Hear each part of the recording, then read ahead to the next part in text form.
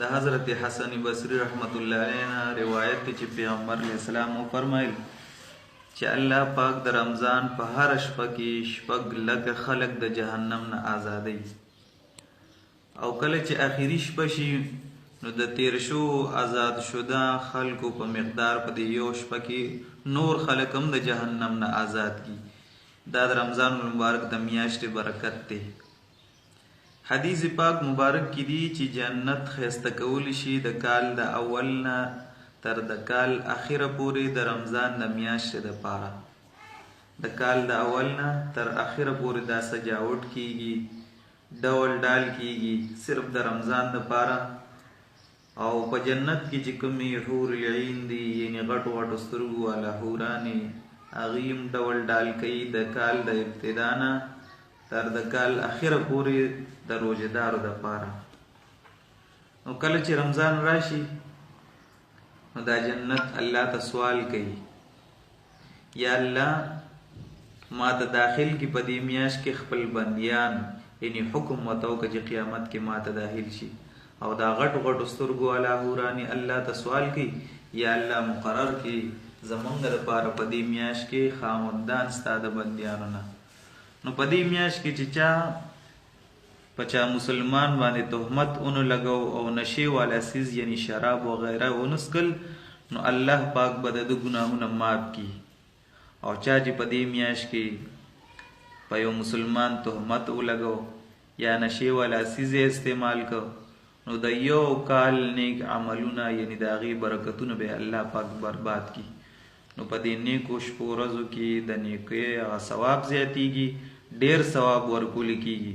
خو په دې نیکو بزرګو شپو ورځو کې که څوک ګناه کوي نو هغه عذاب یې هم زیاتیږي. نو پس ویریږئ د رمضان د دې میاشتې نه، ځکه چې دا د الله میاشت ده او بندیانو ته الله حکم کړی دی چې د الله خویونه په خپل ځان کې راولئ. نو الله همیشه خوراک نه کوي. نو بنده دا یو میاشت د ورځې خوراک سکاک نه کوي، دا یو میاشت د الله د پاره ده او دا نورې میاشت هم د الله د پاره دي، خو دا بزرګه میاشت ده. نو د دې وجې نه د دې نسبت الله ته وشو. د الله په نیز باندې د روزهدار ډېره لویه مرتبه ده، ډېره لویه مرتبه یې ده.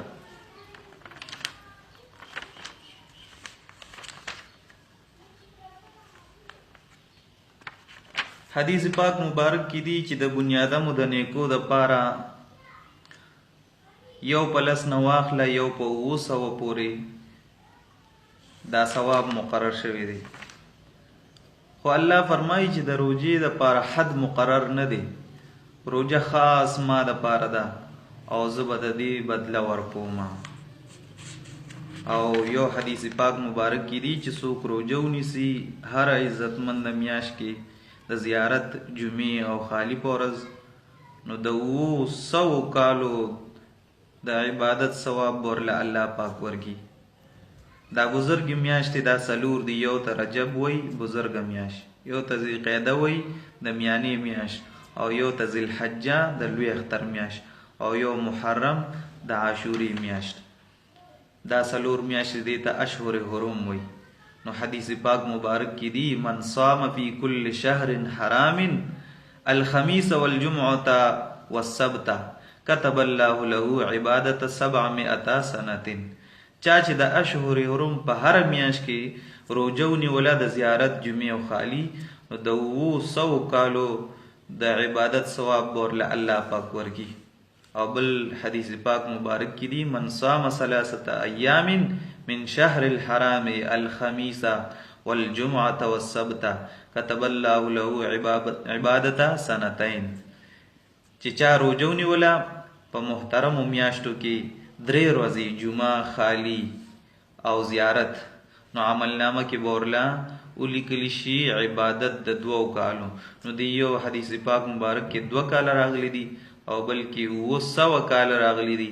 دا الله ورکړه ده چې څومره پکې اخلاص زیاتی امر الله ثواب ډیر ورکوي. نو الله پاک دې د دې فرضي روزو نه علاوه د نفلي روزو ټولو مسلمانانو ته توفیق ورکي او الله پاک دې قبول کی. سبحان ربک رب العزة عما یصفون وسلام علی المرسلین والحمد لله رب العالمین.